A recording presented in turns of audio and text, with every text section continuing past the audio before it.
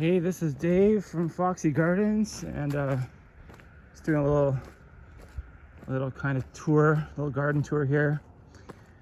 Talk about some of the stuff we did today, because there's been a number of things at this appointment. We moved this stuff, I forget what it's called, but it is not an invasive species. It's basically a bit of a designer ground cover. I forget the name of it, but we moved some of this stuff over here as one of the directives today. We put it in this circular tree bed here. This tree has been treated by the tree doctor, and it's she wanted some of this ground cover at the base, so we put that there. And then I got some swamp mud, and I sort of sprinkled it on here, and I put some of these brownish kind of orangey pine needles here as well. So once this sort of takes root and kind of pops up, it'll look nicer. But it's getting towards frost season, so it's like early October. Usually there's a frost in the next week or so. By mid-October there'll be frost, and then by the end of October there's usually snow. Today was supposed to be rain, like it was supposed to rain all day. Weatherman was partially correct as far as the timing of that, but we got some of this Oregon grape here, which she wanted transplanted into the back of the lot. The Oregon grape it's kind of like mistletoe to me. Like, it's just like this sort of spiky green, hardy, kind of like, doesn't really have a root ball. That we didn't see too many root balls. There's roots, but there's no root balls. It's just kind of like pulling out a carrot almost, you know. And then we took some of that and we put it over here. Try not to be too point the camera in too many spots that it shouldn't be pointed to. You know, I'm just trying to like stick to the garden part of this. So yeah, we head back here. This property has a lot of cool stuff on it. A lot of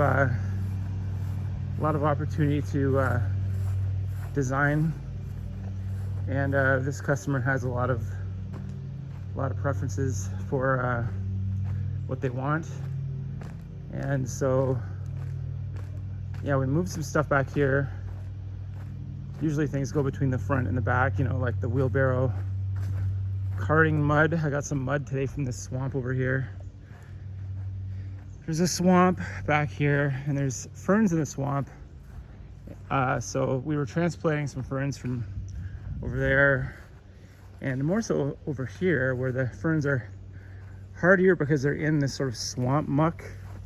But we sort of have been working back here where she wanted us to put this Oregon grape. So kind of like she's sort of she has the odd kind of like event back here that sort of involves this series of trails. Back years ago it was not like this really.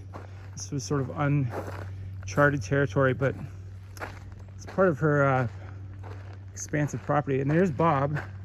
He's up to something. What are you up to, Bob? I'm cutting out some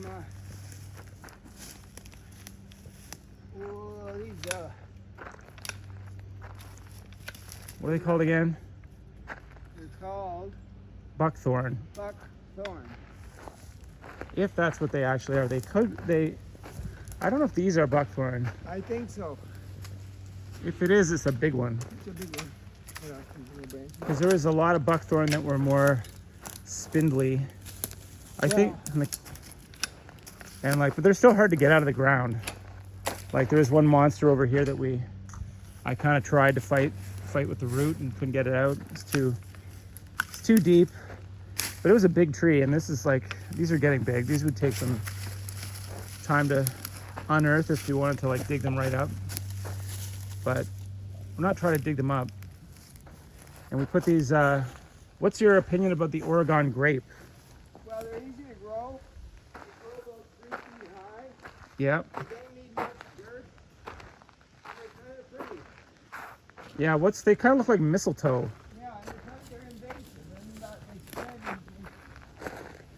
They spread like weeds. And then I was putting these ferns up here. Another one of the rhizome family. Right, they just spread under the ground. Yeah, that's right, and then they pop up wherever they want to pop up. So what do you think? How do you think these ferns are going to do up here? I think they'll be okay, because ferns don't need much dirt either, and they're very strong plants. There's a couple of different kinds, though. Yeah. This one here isn't the same as the one in the bush over there. Yeah, there's like the swamp ones, and then there's like these sort of ratty ones. Like if you look at the leaf pattern on this one, this is from the swamp. And it was pretty much, it was easier to like pull, just sort of like scoop it out. And then these other ones you had to kind of like, you know, just like kind of yank out or pull out, and then just, they kind of look like they're dead, but they're not. No. They're just like a bulb.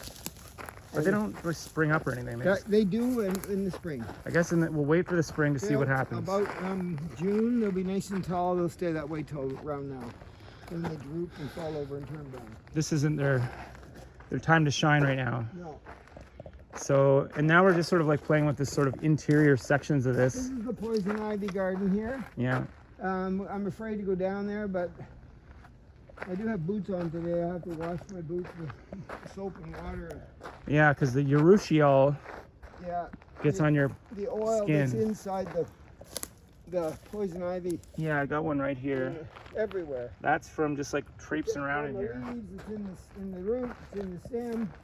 You don't want to touch it. I thought I could fight it off. It was like, I was getting these sort of like bumps on my body, like just, I'm like, this can't be poison ivy, but some of it is starting to look like poison ivy now. It's been like a month of playing around back here.